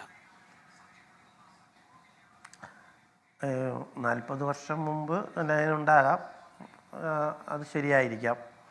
പക്ഷേ അതിൻ്റെ ഒരു സൈക്കിൾ വെക്കുന്നതിലേക്ക് വേണ്ടിയിട്ടുള്ള ഒരു ബിൽഡിംഗ് പണിതത് സ്റ്റാൻഡേർഡ് പാലിച്ചല്ല എന്നാണ് റിപ്പോർട്ടുകളിൽ നിന്നും അറിയാൻ കഴിഞ്ഞത്. എന്തായാലും അന്വേഷണം വരട്ടെ. അന്വേഷണം വന്നാൽ ആരാണ് അതിൻ്റെ എന്തായാലും ഒരു കാര്യം, കേരളത്തിലെ ഈ വൈദ്യുതി മേഖലയിൽ ഈ നേക്കഡ് കണ്ടക്ടർ കൂടെ ഉള്ള വൈദ്യുതി ഡിസ്ട്രിബ്യൂഷൻ വളരെ കാലം കൊണ്ട് വളരെ റിസ്ക് പിടിച്ചതായി മാറിക്കൊണ്ടിരിക്കുകയാണ്. നിരന്തരം അപകടങ്ങൾ എന്ന് പറഞ്ഞാൽ എത്ര സൂക്ഷിച്ചാലും KCB തന്നെ ഞാൻ വരാം കാരണം നിരന്തരമായ അപകടം, ഈ കാര്യങ്ങളൊക്കെ ശ്രീ സനൽകുമാർ, നമ്മൾ ഇങ്ങനെ പറഞ്ഞിട്ട് യാതൊരു കാര്യവുമില്ല. ശ്രീ സനൽകുമാർ, താങ്കൾ ക്ഷമിക്കണം എന്നോട് ഞാൻ അങ്ങനെ പറയുന്നതിൽ. കാരണം ഇവിടെ ആ കുഞ്ഞിൻ്റെ ചിത ഒരുങ്ങുന്ന സമയത്ത് നമുക്ക് സത്യത്തിൽ ഈ കേരളത്തിൻ്റെ പൊതുസ്ഥിതിയും KCBയുടെ ദൈന്യതയൊന്നും പറഞ്ഞിട്ട് യാതൊരു കാര്യവുമില്ല. അതുകൊണ്ടാണ് ശ്രീ കോവൂർ കുഞ്ഞുമോൻ MLA, ശ്രീ കോവൂർ കുഞ്ഞുമോൻ, ഈ താങ്കൾ പഠിച്ച സ്കൂളാണ്, അതിന് പാരമ്പര്യമുണ്ട്, അതിന് മഹത്വമുണ്ട്, അവിടെ നിന്ന് ധാരാളം ആളുകൾ ഈ ഉന്നതികളിലേക്ക് പോയിട്ടുണ്ട്. പക്ഷേ നിസ്സാരമായൊരു കാര്യമാണല്ലോ, അതായത് അവിടെ അങ്ങനെ ഒരു ലൈൻ പാസ് ചെയ്യുന്നുണ്ട്, കുഞ്ഞുങ്ങളാണ്, അവരങ്ങോട്ട് പോകാനുള്ള സാധ്യത. ഒരു മറ കെട്ടാമായിരുന്നല്ലോ സ്കൂൾ മാനേജ്മെൻറ്റിന്. ഒരു ചെറിയ ബെഞ്ച് വെച്ച്, അല്ലെങ്കിൽ അവിടെ അധ്യാപകരുടെ ഇങ്ങോട്ട് പോകരുത് എന്ന് പറയുകയാണോ വേണ്ടത്? ആ കരുതലാണോ അവിടെ പഠിക്കുന്ന കുട്ടികൾക്ക് അധ്യാപകർ നൽകിയത്? അവിടെ ഒരു പ്രധാന അധ്യാപികയുണ്ട്, ഞാൻ അവരെ പേരെടുത്ത് കുറ്റപ്പെടുത്തുകയില്ല. പക്ഷേ അവരോട് ഈ KCB ഈ ലൈൻ മാറ്റുന്നതിനെ കുറിച്ച്, അതിൽ ABC കൊടുക്കുന്നതിനെ കുറിച്ച്, അതിനെ കവർ ചെയ്യുന്നതിനെ കുറിച്ച് ചോദിച്ചപ്പോൾ അടുത്ത സ്കൂൾ മാനേജ്മെന്റ് കമ്മിറ്റിക്ക് ശേഷം തീരുമാനിക്കാമെന്ന് പറഞ്ഞു. ഒരു അടിയന്തര സാഹചര്യത്തിൽ പരിഗണിക്കേണ്ട ഒരു പ്രശ്നമായിരുന്നില്ലേ അത്? അപ്പോൾ ഇതൊരു അലംഭാവം, അശ്രദ്ധ, ഇങ്ങനെയൊക്കെ മതി ആരാൻ്റെ കുട്ടികൾ എന്ന ഒരു സമീപനം ഇല്ലേ എന്ന് നമ്മൾ ചോദിച്ചു പോകും. ശ്രീ കോവൂർ കുഞ്ഞുമോൻ, ഞാനിന്ന് മനസ്സിലാക്കിയത് ജൂലൈ 2-ാം തീയതി രാവിലെ സുരക്ഷാ കമ്മിറ്റി, സേഫ്റ്റി കമ്മിറ്റി സ്കൂളിൽ കൂടി. HM ഉണ്ടായിരുന്നു, KSCBയിലെ ഉദ്യോഗസ്ഥരുണ്ടായിരുന്നു, വിദ്യാഭ്യാസ വകുപ്പിൻ്റെ ആൾക്കാരുണ്ടായിരുന്നു. അങ്ങനെ ആ കമ്മിറ്റിയിൽ ആരൊക്കെയാണോ ഉള്ളത് അവരെല്ലാം പങ്കെടുത്തുകൊണ്ടൊരു മീറ്റിംഗ് ചേർന്നു. മീറ്റിംഗ് ചേർന്നപ്പോൾ ഈ ലൈൻ ഇങ്ങനെ കടന്നു പോകുന്നു, അത് മാറ്റണമെന്ന് അവർ ആവശ്യപ്പെട്ടെന്നാണ് KSEBക്കാർ എൻ്റെ അടുത്ത് പറഞ്ഞത്. അതെന്താണ് എനിക്ക് അതിൻ്റെ പൂർണ്ണമായ പിക്ചർ കിട്ടിയിട്ടില്ല. ഞാൻ ആ സ്കൂളിൽ പോയിരുന്നു, പിന്നെ കുറേ നേരം അവിടെ ഉണ്ടായിരുന്നു. ഞാൻ ഇപ്പം തന്നെ എൻ്റെ വീടിനടുത്ത് ഞാൻ പഠിച്ച സ്കൂളായതുകൊണ്ട് നേരത്തെ ബഹുമാന്യനായ ജില്ലാ പഞ്ചായത്ത് പ്രസിഡന്റ് മഹാനായ ശൂനാട് കുഞ്ഞമ്പിള്ള സാറ് നടന്നു വന്ന് പഠിച്ചു പോയിട്ടുള്ള സ്കൂളാണ്. എൻ്റെ ജീവിതഘട്ടത്തിൽ അങ്ങനെ ഒരു ഇൻസിഡന്റ് ആദ്യമായിട്ടാണ് ആ സ്കൂളിൽ ഉണ്ടാകുന്നത്. വീഴ്ചയുണ്ടെങ്കിൽ വീഴ്ച അത് അന്വേഷിച്ച് കർശനമായ നടപടി സ്വീകരിക്കണം. എൻ്റെ ആർഗ്യുമെന്റ് അത് തന്നെയാണ്. അത് മാനേജ്മെന്റ് ആയാലും KSEB ആയാലും വീഴ്ച പറ്റിയിട്ടുണ്ടെങ്കിൽ ഒരു കുഞ്ഞിനെയാണ് നമുക്ക് നഷ്ടപ്പെട്ടു. ആ കുഞ്ഞ് കേരളത്തിന്റെ മകനാ. സത്യത്തിൽ ആ വീട്ടിൽ നിന്ന് ചെന്നപ്പോൾ വലിയ പ്രയാസം തോന്നി. ആ ബോഡി എടുത്ത് ഞങ്ങൾ ആശുപത്രിയിൽ നിൽക്കുമ്പോൾ വരാന്തയിൽ കിടത്തപ്പോൾ സത്യത്തിൽ ഒരു കൊച്ചനുജൻ കിടന്ന് ഉറങ്ങുകയാണോ എന്നുള്ള ഒരു പ്രതീതിയാണ് ഞങ്ങൾക്കുണ്ടായത്. വലിയ നഷ്ടം, വലിയ കഷ്ടമായി പോയി എന്നുള്ളതാണ് എൻ്റെ ഒരു ആർഗ്യുമെന്റ്. ഞാൻ പറയുന്നത് ആരായാലും മുഖം നോക്കാതെ നടപടിയെടുക്കണം. സർക്കാർ അതിന്റെ പിന്നിലുണ്ട്. ആരായാലും സർക്കാർ നടപടിയെടുക്കും, ഒരു സംശയം വേണ്ട. അല്ല അവിടെ ഈ സ്കൂളിനകത്ത് ഉപദേശക സമിതി ഉണ്ടോ? സ്കൂൾ സുരക്ഷാ ഉപദേശക സമിതി എന്നൊരു സംവിധാനം താങ്കൾ പഠിച്ച ഈ സ്കൂളിൽ പ്രവർത്തിക്കുന്നുണ്ടോ? കൂടിയിരുന്നു 2-ാം തീയതി കൂടിയിരുന്നു. എല്ലാ സ്കൂളിലും ഉള്ളതാണല്ലോ. സ്കൂള് തുറക്കുന്നതിന് തൊട്ട് മുമ്പ് 3 തവണ കമ്മിറ്റി കൂടണമെന്നാണ് അതിന്റെ ക്രൈറ്റീരിയ. അത് ബിൽഡിംഗ്സിലെ AE അടക്കമുള്ള ഉദ്യോഗസ്ഥർ വന്നിരുന്ന് പരിശോധന നടത്തി ഗവൺമെന്റിൽ റിപ്പോർട്ട് കൊടുക്കണം. അങ്ങനെ റിപ്പോർട്ട് കൊടുത്തിട്ടുണ്ടോ എന്ന് അറിയത്തില്ല. ഉദ്യോഗസ്ഥരുടെ വീഴ്ചയുണ്ടോ എന്ന് പരിശോധിക്കപ്പെടണം. അങ്ങനെ എന്തെങ്കിലും വീഴ്ച ഉണ്ടെങ്കിൽ അതിനെതിരെ നടപടിയെടുക്കണം. അതാണ് എനിക്ക് സൂചിപ്പിക്കാനുള്ളത്. ശ്രീ PK ഗോപൻ, അതായത് ഈ ജനകീയ സമിതി എന്ന് പറഞ്ഞാൽ അത് CPMന്റെ നേതൃത്വത്തിലാണ്. ഞാൻ പറഞ്ഞത് അവിടെ അധ്യാപകരുണ്ട്, വിദ്യാർത്ഥികളുടെ രക്ഷിതാക്കളുണ്ട്, മാതാപിതാക്കൾ, അവരെയെല്ലാം കൂടെ അവരുന്നയിക്കുന്ന പ്രശ്നങ്ങൾ പരിഹരിക്കാൻ, അവിടുത്തെ സുരക്ഷ ഉറപ്പാക്കാൻ ആ ഉത്തരവാദിത്വം ഒക്കെ മാനേജ്മെന്റിന് ഇല്ലേ ശ്രീ PK ഗോപൻ? അതൊന്നും അവിടെ നടന്നിട്ടില്ലല്ലോ. തീർച്ചയായിട്ടും ഞാൻ അത് പറയുന്നതിന് മുമ്പ് ഒരു എക്സ്ക്യൂസ് ഉണ്ട്. എനിക്ക് മറ്റൊരു ചാനലിൽ അടിയന്തരമായിട്ട് പോകേണ്ടതുകൊണ്ട് എനിക്ക് ഈ പോയിന്റ് കൂടി പറഞ്ഞിട്ട് അങ്ങ് പോകാൻ അനുവദിക്കണം. പറഞ്ഞത് വളരെ പ്രധാനപ്പെട്ട കാര്യം തന്നെയാണ്. നമ്മൾ എല്ലാവരും ഇതിനകത്ത് മുമ്പ് നടന്നിട്ടുള്ള ഇതിൻ്റെ പ്രവർത്തനങ്ങളെ സംബന്ധിച്ച് ഇത്തരം ഒരു ഘട്ടത്തിൽ സാധാരണ പരിശോധിക്കാറുണ്ട്. അപ്പോൾ ആ സ്കൂളിനെ സംബന്ധിച്ച് അതിൻ്റെ പശ്ചാത്തല സൗകര്യം ഒരുക്കുന്നതിൽ വളരെ നല്ല ഇടപെടൽ മാനേജ്മെൻറ്റിൻ്റെ ഭാഗത്തു നിന്നുണ്ടെന്നുള്ളത് പരിസരത്തുള്ളവർക്കും കുട്ടികളെ അയക്കുന്നവർക്കും എല്ലാം അറിയാം. അക്കാഡമിക്കൽ അന്തരീക്ഷവും മെച്ചപ്പെടുത്താനുള്ള വലിയ പരിശ്രമം നടത്താറുണ്ട്. പക്ഷേ നമ്മൾ 100% ഒരിടത്തും പൂർത്തിയാവത്തില്ല. ആ വന്നിട്ടുള്ള ചെറിയ പരിമിതമായിട്ടുള്ള ദൗർബല്യമാണ് ഇത്തരം ഒരു സംഭവത്തിലേക്ക് വഴിതെളിയിച്ചത്. അതുകൊണ്ട് നമുക്ക് ഇനി ഈ സംഭവം ഉണ്ടായ സാഹചര്യത്തിൽ എന്തെല്ലാം തിരുത്തലുകളാണ് വരുത്തേണ്ടത് ആ തിരുത്തലുകൾ വരുത്തുകയും എന്നാൽ നിയമപരമായി അത് ശിക്ഷ ഏറ്റുവാങ്ങേണ്ടുന്ന ആളുകൾ അത് ഏറ്റുവാങ്ങുകയും ചെയ്യുകയും കുടുംബത്തിന് പകരം കൊടുക്കാൻ നമുക്ക് പറ്റില്ല, പക്ഷേ ആശ്വാസകരമായി ആ കുടുംബത്തെ എല്ലാവരും ചേർത്ത് പിടിക്കുകയും ചെയ്യുക എന്നുള്ളതാണ് ഇപ്പം നമുക്ക് എത്താൻ കഴിയാവുന്ന ഒരു നിഗമനം. മറ്റ് പാനലിസ്റ്റുകൾ എന്നോട് ക്ഷമിക്കണം, എനിക്ക് അത്യാവശ്യമായിട്ടൊന്ന് പോകേണ്ടത്. ശ്രീ PK ഗോപൻ, താങ്കൾ ഇത്രയും പറഞ്ഞ സ്ഥിതിക്ക് നമ്മുടെ നാട്ടിൽ ഈ അടിക്കടി ഉണ്ടാകുന്ന ദുരന്തങ്ങളുണ്ടല്ലോ, പല സ്വഭാവത്തിലുള്ളത്. ചിലത് പ്രകൃതിയായിരിക്കും, നമുക്ക് ഒന്നും ചെയ്യാനുണ്ടാകില്ല. എങ്കിലും ഈ കാര്യങ്ങളിൽ ആരെങ്കിലുമൊക്കെ ഈ അന്വേഷണത്തിൽ കണ്ടെത്താനും അവർക്കെതിരെ നടപടിയെടുക്കാനും നടപടിയെടുത്തുനിന്ന് പൊതുസമൂഹത്തെ അറിയിക്കാനും ഒക്കെ നമുക്ക് കഴിയണം. അങ്ങനെ ഒരു കറക്ഷൻ ഉണ്ടെങ്കിൽ മാത്രമേ ഈ പ്രശ്നങ്ങളൊക്കെ പരിഹരിക്കാൻ പറ്റൂ. അല്ലെങ്കിൽ നമുക്ക് വീണ്ടും വീണ്ടും സിസ്റ്റത്തെ പഴിക്കേണ്ടി വരും. മിഥുൻ്റെ മരണം നമ്മുടെ മനസ്സിലുണ്ടാക്കുന്ന ആഘാതം ചെറുതല്ല. ഈ പ്രശ്നത്തിന് പരിഹാരം കാണാൻ നമുക്ക് ഈ സംഭവം കൊണ്ടെങ്കിലും കഴിയുമോ എന്നത് മുന്നിലുള്ള ചോദ്യമാണ്. റിപ്പോർട്ടുകൾ തേടുന്നതും പരിശോധനകൾ നടത്തുന്നതുമൊക്കെ പതിവായ നമ്മുടെ നാട്ടിൽ ആരെങ്കിലുമൊക്കെ ശിക്ഷിക്കപ്പെടുകയും അവർക്ക് ഒരു സന്ദേശം നൽകാൻ, സിസ്റ്റത്തെ ക്ലിയർ ചെയ്യാനും നമുക്ക് പറ്റുമോ എന്നതാണ് ഇനി നമ്മുടെ മുന്നിലുള്ള ചോദ്യം. ബ്ലോക്ക് പഞ്ചായത്ത് മെമ്പർ ശ്രീ തുണ്ടിൽ നൌഷാദ് നമ്മളോടൊപ്പമുണ്ട്. ശ്രീ തുണ്ടിൽ നൌഷാദ്, താങ്കൾ ക്ഷമിക്കണം, ചെറിയ സാങ്കേതിക പ്രശ്നങ്ങൾ കാരണമാണ് എനിക്ക് ആദ്യ ഭാഗത്ത് താങ്കളിലേക്ക് വരാൻ പറ്റാതിരുന്നത്. ആരാണ് ശ്രീ തുണ്ടിൽ നൌഷാദ് മിഥുൻ്റെ മരണത്തിന് ഉത്തരവാദികൾ? ആ ചോദ്യം വളരെ ലളിതമായി പറയാൻ നമുക്ക് സാധിക്കും. കാരണം ഈ വിവരം അറിഞ്ഞ ഉടൻ തന്നെ കേരളത്തിൻ്റെ വിദ്യാഭ്യാസ വകുപ്പ് മന്ത്രി പറഞ്ഞ ഒരു കാര്യമുണ്ട്. അവിടെ സ്കൂൾ മാനേജ്മെൻറ്റും സ്കൂൾ ടീച്ചേഴ്സും എന്ത് ചെയ്യുകയായിരുന്നു. പിന്നീട് ഒരുപക്ഷെ നിലപാടുകൾ മാറിയിരിക്കാം. ബഹുമാനപ്പെട്ട താങ്കൾ സൂചിപ്പിച്ചതുപോലെ ആ സ്കൂളിലേക്ക് കടന്നു ചെന്നാൽ നമുക്ക് മനസ്സിലാക്കാൻ പറ്റുന്ന ഒരുപാട് കാര്യങ്ങളുണ്ട്. അവിടെ 40 വർഷത്തിലേറെയായി ലൈൻ കടന്നു പോകുന്നു. യാതൊരു മുൻകരുതലും എടുക്കാതെ, പഞ്ചായത്തിൻ്റെ അനുമതി മേടിക്കാതെ സൈക്കിളുകൾ പാർക്ക് ചെയ്യാനെന്നുള്ള രീതിയിൽ, അത് ആസ്പെറ്റോസ് ഷീറ്റല്ല, മറിച്ച് അലൂമിനിയം ഷീറ്റ് ഇട്ടുകൊണ്ട് അത് തൊട്ടില്ല എന്നുള്ള രീതിയിൽ ഒരു ഷെഡ് നിർമ്മിക്കുന്നു. ക്ലാസ് റൂമിൽ നിന്നും ഒരു ബെഞ്ചിട്ട് ഭിത്തി വഴി കയറത്തക്ക രീതിയിൽ, ആ ഷെഡിന് പുറത്ത് കയറത്തക്ക രീതിയിൽ അതിനുള്ള സൗകര്യങ്ങളോട് ഉണ്ടാകുന്നു. അത് വളരെ വ്യക്തമല്ലേ, ഇതാരാണ് ഇതിൻ്റെ ഉത്തരവാദി എന്ന്? അവിടെ സ്വാഭാവികമായും അവിടെ ഇന്ന് രാവിലെ ഇന്ന് ഇപ്പോൾ ജില്ലാ പഞ്ചായത്ത് പ്രസിഡന്റിൻ്റെയും MLA ഒക്കെ പ്രതികരണം ഞാൻ കേട്ടു. നമുക്ക് മനസ്സിലാക്കാൻ സാധിക്കുന്ന, ആദ്യം രാവിലെ ഇന്ന് വന്നപ്പോൾ എല്ലാ റിപ്പോർട്ടർമാരും ചാനലിലൂടെ വന്നപ്പോൾ ഇവരുടെ പ്രതികരണം നമ്മൾ കണ്ടതാണ്. വ്യക്തമായൊരു മറുപടി പറയാൻ, ഒന്ന് സ്വാന്തന വാക്കുകൾ പറയാൻ പോലും തയ്യാറാകാതെ മാറി നിന്നവരാണ് ഇവരൊക്കെ. അവിടെ നമുക്കറിയാം, ഈ ഇലക്ട്രിസിറ്റിയെ ഇതിനകത്ത് മാറ്റി നിർത്താൻ പറ്റില്ല, സ്കൂൾ മാനേജ്മെൻറ്റിനെ ഇതിനകത്ത് മാറ്റി നിർത്താൻ പറ്റില്ല. സ്കൂൾ മാനേജ്മെൻറ്റ് എന്താണ് ചെയ്യേണ്ടിയിരുന്നത്? ഇത്തരത്തിലുള്ള 40 വർഷത്തിലേറെ പഴക്കമുള്ള ഇലക്ട്രിക് ലൈനുകൾ കടന്നു പോകുമ്പോൾ ഇന്ന് കേരളത്തിൽ പല ഭാഗങ്ങളിലും കേബിളുകളാക്കിക്കൊണ്ടിരിക്കുകയാണ്. സ്വാഭാവികമായിട്ടും അത് അപേക്ഷ കൊടുത്താൽ, അതിൻ്റെ പ്രോപ്പർ വേയിൽ അതിൻ്റെ കൂടെ നിന്ന് കഴിഞ്ഞാൽ ഇത് വളരെ നിസ്സാരമായി, ഇപ്പോൾ ഒരു കുഞ്ഞ് മിഥുൻ എന്ന് പറയുന്ന 13 വയസ്സുള്ള ഒരു കുഞ്ഞ് മരണപ്പെടേണ്ടി വന്നു ഇന്ന് രാത്രിയിൽ തന്നെ ആ ലൈനുകൾ അഴിച്ചു മാറ്റാൻ. നമ്മൾ മനസ്സിലാക്കേണ്ടതായ ഒരു കാര്യമുണ്ട്. അപ്പോൾ ഇത് അപേക്ഷ കൊടുത്ത്, ആ അപേക്ഷയിന്മേൽ നമ്മൾ ഇപ്പോൾ വേണ്ടി വന്നാൽ മാനേജ്മെൻറ്റ് പൈസ അടച്ചിരുന്ന ഇലക്ട്രിസിറ്റിയെ സംബന്ധിച്ചിടത്തോളം നിലവിലുണ്ടാകുന്ന ഒരു കാര്യം, മാനേജ്മെൻറ്റിൻ്റെ ആയാലും നമ്മുടേതായാലും ശരി തന്നെ അപേക്ഷ കൊടുത്താൽ അത് എസ്റ്റിമേറ്റ് എടുത്തു കഴിഞ്ഞാൽ പണം അടയ്ക്കേണ്ടതായി വരും. അതാണ് ഇലക്ട്രിസിറ്റിയുടെ ഒരു നയം. പക്ഷേ ഇവിടെ അതിന് അവർ മുതിർന്നില്ല. ഇലക്ട്രിസിറ്റി ചെയ്തത് എന്താണ്? എല്ലാ വർഷവും ഇത് പരിശോധിക്കപ്പെട്ട് അവിടുത്തെ മെയിൻ്റനൻസ് നടത്തി ഇത് കുറ്റങ്ങൾ കണ്ടെത്തി പരിഹരിച്ചു പോകേണ്ട അവർ ഇതൊരു അപകടകരമാവുന്ന വിധം നിൽക്കുന്ന ഒരു സാഹചര്യമുണ്ട് എന്ന് മനസ്സിലാക്കിയിട്ട്, ഇലക്ട്രിസിറ്റിക്ക് ഒരു ഓപ്ഷനുണ്ട്. അവർക്ക് സ്വാഭാവികമായിട്ടും അപകടത്തിൽ നിൽക്കുന്ന ഇത്തരത്തിലുള്ള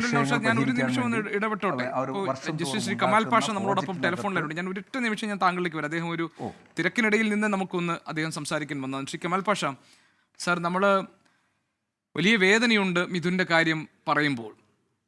പക്ഷേ ആ വേദന കൊണ്ട് കാര്യമില്ലല്ലോ. നമുക്ക് ഓരോ തവണയും നമ്മളിതൊക്കെ ചർച്ച ചെയ്യുമ്പോൾ എന്ത് പരിഹാരം? ഇവിടെ റിപ്പോർട്ട് ചോദിക്കുന്നുണ്ട്, സിസ്റ്റത്തിൻ്റെ തകരാറാണെന്ന് പറയുന്നുണ്ട്, അന്വേഷണം നടക്കുന്നുണ്ട്. നമ്മുടെ നാട്ടിൽ അന്വേഷണങ്ങൾക്ക്, റിപ്പോർട്ടുകൾക്കൊന്നും ഒരു കുറവുമില്ല. പക്ഷേ സാധാരണക്കാർ ഇങ്ങനെ ഓരോരോ പ്രശ്നങ്ങളിൽപ്പെട്ട് ഇതേപോലെ ജീവൻ നഷ്ടമാകുന്ന സാഹചര്യങ്ങൾ നമ്മുടെ നാട്ടിലുണ്ടാകുന്നു. കമാൽ പാഷ സാർ, ഈ മിഥുൻ്റെ സംഭവം കാണുകയും കേൾക്കുകയും ചെയ്തപ്പോൾ താങ്കൾക്ക് എന്തൊക്കെ കാര്യങ്ങൾ മനസ്സിലായി? ഗോപീഷൻ, ഇതിനകത്ത് യഥാർത്ഥത്തില് വളരെ ഒരു വ്യക്തമായിട്ടും ഉള്ള അനാസ്ഥ, അലംഭാവം, അതുപോലെ തന്നെ യഥാർത്ഥ ക്രിമിനൽ നെഗ്ലിജൻസ് എന്ന് നമുക്ക് പറയാം. വളരെ ക്രിമിനൽ നെഗ്ലിജൻസ് തന്നെ ഈ ഭാഗത്ത്, അതായത് ഈ സ്കൂൾ മാനേജ്മെന്റിന്റെ ഭാഗത്തു നിന്നും അതേപോലെ തന്നെ KSCBയുടെ ഭാഗത്തു നിന്നും ഉണ്ട്. പറയാതിരിക്കാൻ ഒരു നിർവാഹവുമില്ല. കാരണം ഈ ലൈൻ ഇങ്ങനെ കടന്നു പോകുന്നത് വളരെ അപകടം ചെയ്യും എന്ന് അറിയാൻ വയ്യാത്തത് KSCBക്ക് അറിയാൻ വയ്യാത്തതല്ലല്ലോ ഈ കാര്യം. അവര് ഇതുപോലെ ഈ വളരെ അടുത്ത്, അതായത് ഈ പറയുന്ന ഈ സൈക്കിൾ കീപ്പ് ചെയ്യാനായിട്ട് ഒരു ഷെഡ് ഉണ്ടാക്കി. അതിന് ഇതേപോലെ ഒരു അലൂമിനിയം റൂഫിങ് കൊടുത്തു. അതിനകത്ത് അവിടെ ആർക്കും പിള്ളേർക്കും അത്ര ഉയരം കുറവാണ്, അതുകൊണ്ട് വലിഞ്ഞു കയറാം.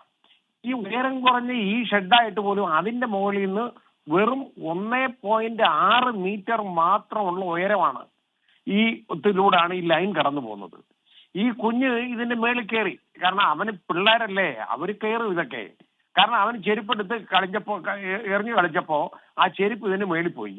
അത് എടുക്കാനായിട്ട് പതുക്കെ അവിടുന്ന് ഒരു ചെറിയ ഉയരത്തിലാണ് കയറാൻ വളരെ എളുപ്പമാണ്. അതിന്റെ മേളിലോട്ട് കയറി കഴിഞ്ഞപ്പോ ഇവൻ അങ്ങനെ നടന്നു വന്നപ്പോ അവന്റെ കാൽ തെന്നിയപ്പോ വീഴാതെ പിടിച്ചത് ഈ കമ്പിയിലാണ്. ഒന്ന് ആലോചിച്ച് നോക്കിക്കോളൂ.